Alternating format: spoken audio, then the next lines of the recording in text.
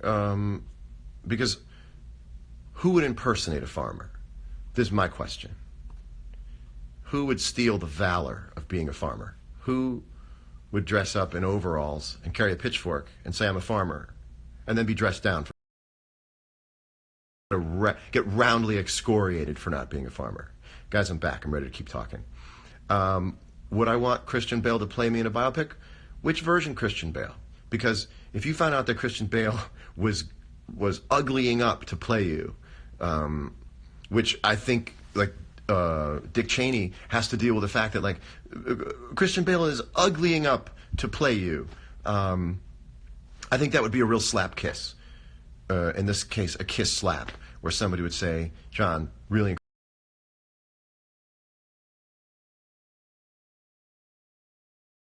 Bale, but Christian Bale has to prepare by eating garbage and not working out, and he's going to method act by masturbating way too much and being selfish, and then I would be horrified,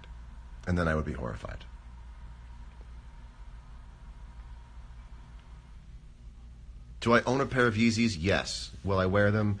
It's a little obvious, and I don't. And I also feel like I get a lot of love from Nike, and I'm a loyalist. So I just figure, like, if I'm not wearing Yeezys by now, I'm a Nike. You got to choose your lane, you know? When you gonna find love? No idea. I'm just gonna be me, and stay groovy and see what happens. Under Armour is just not better than Nike, and you just very much. Do I own Supreme? Yes. I have some good old Supreme. I've got some good old Supreme. I used to live down the street from Supreme, and I don't know if you guys know this, but there was a time in the world where you could just walk into Supreme.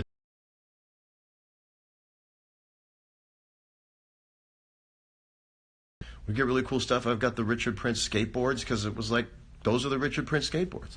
I have the Richard Prince Louis Vuitton bags that came out during the market crash, and I was like, I'm getting those Richard Prince bags. And I was right, because no one has the Richard Prince Louis Vuitton stuff. But it's the jam. Thanks. Yeah, I don't search for... I don't know. Here's my take on love. You should pretend it doesn't exist, if only as an instrument to going on through life. So pretend it doesn't exist and let love prove you wrong. That's how I do it. Pretend it doesn't exist and let it prove you wrong. Kate, you're not the only person who said that they don't know what I'm talking about half the time. And this raises a question.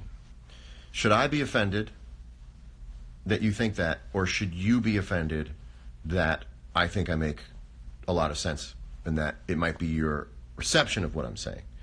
So because of that impasse that we're at, that I don't feel like crossing, I'm dropping it. Own any baritone PRS? No, I don't. I do not. It would be funny if that really was Garth Brooks asking me that. What if it keeps proving me, no, it's not. It's true about love. It's true about love.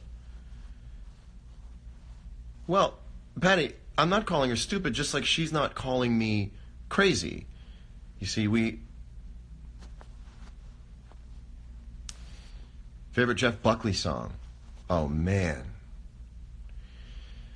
Lover, You Should Have Come Over. It's a perfect song. It's a masterpiece. Lover, You Should Have Come Over by Jeff Buckley is a total masterpiece. Chad bought a sewing machine. This is all the more reason I want to connect, but you are unable to join. All right. Guilty pleasure, I have none. I stand tall in my pleasures. I don't hide behind the moniker of guilty pleasure. Guilty pleasure is just a way to mitigate what you think is going to be other people's criticism of the shit you like. Not interested in that. Not interested in that. Huge fan of Paramore. Who's the prettiest woman in the world? That's a great question, fraught with peril on how you answer it, but it's a great question. I I can tell you like when or when the few times when I saw somebody and was like this person is phenomenal. I mean, there have been times. Although architecture is interesting.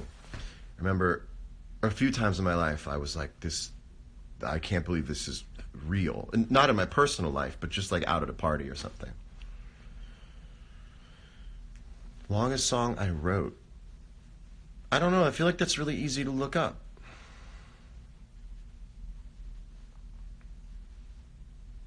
Do I like Family Guy?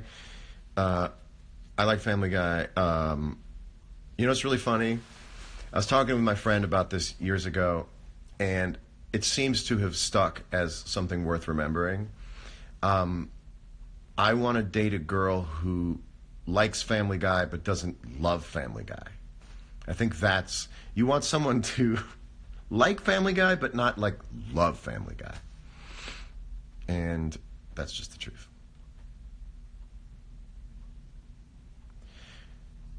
My New Year's resolution is going to be, and this is serious, removing the things that I do or see, more importantly, that have a sort of deleterious effect on me that I'm not aware that it's having on me.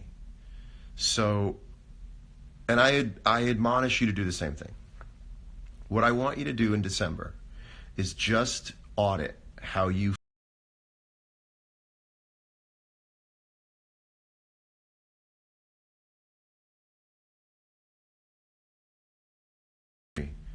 of how I feel based on what I take in, because we're responsible for feeding ourselves what we see and what we hear and the information we take and the conversations that we're a part of or the conversations that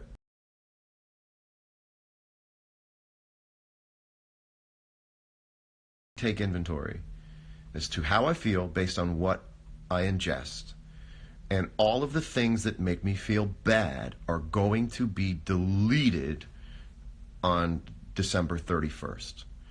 There is a lot of stuff that makes me feel ill that I have stopped connecting the dots as to what the impetus for it is, and I'm tired of feeling that low-grade emotional, psychological malaise. And I suggest that everybody do it. We're all guilty of being hooked in these loops of habit of, ingesting things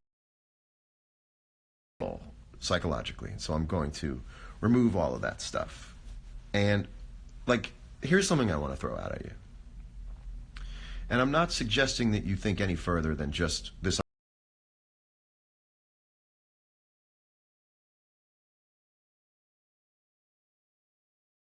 cycle of somebody tweets something, there is a powerful response to it, all on Twitter, and then Twitter does tweets about the response to the tweet. Pay attention to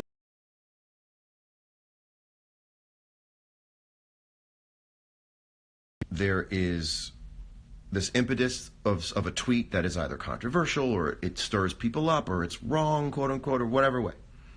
Then people only on Twitter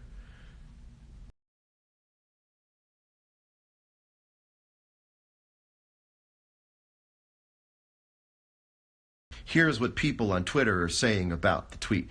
Just pay attention to things that happen only completely in Twitter and just pay attention to it. That's all I'm saying. Just look at it and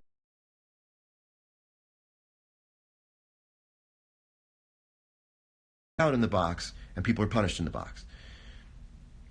It's just worthy of mention. That's all. I call it Twitter bingo. If something began, the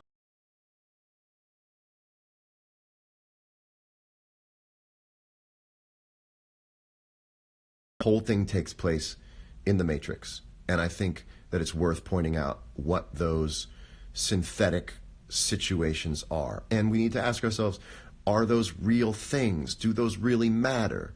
In what way are they important? Do they get the same amount of fervor from us. They get the same amount of attention. When something is Twitter bingo, I look at it and I go, I'm not sure if that deserves the same amount of emotional investment that other things in the real world.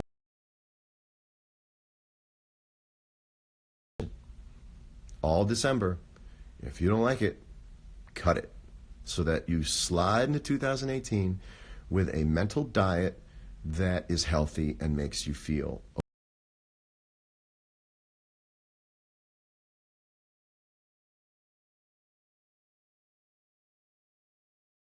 it precedes January 1st. So it's like the last month of the year, and what a long year it's been, and you use that as your R&D, your research and development, and then you can implement it right on December 31st.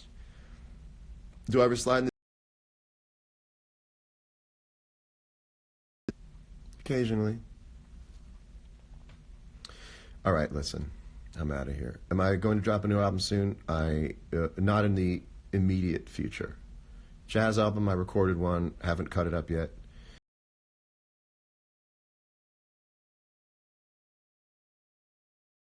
I don't have that far of a radius before I bring myself back in. Okay, you guys are awesome. Are you... Yes, I'm able to immediately filter negative comments because I understand it's a currency exchange. One negative Twitter comment is worth 1/1000th of an in-person comment. 1/1000th.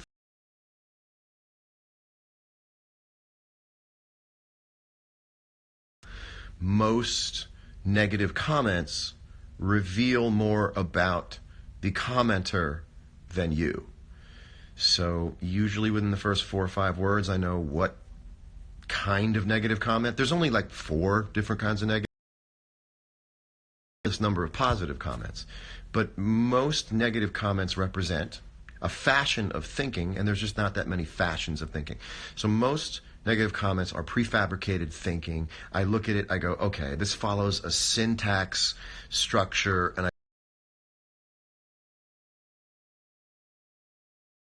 is affecting me. It's more people just like registering with you what their fashion of thinking is. That's all. Favorite song tonight? Oh, we had some good ones. Sugary was killing. I love a good night. And and then we did Deep Ellum Blues, and the harmonies were killer, and that was the first time we've ever done it. Love you too, Global Namaste.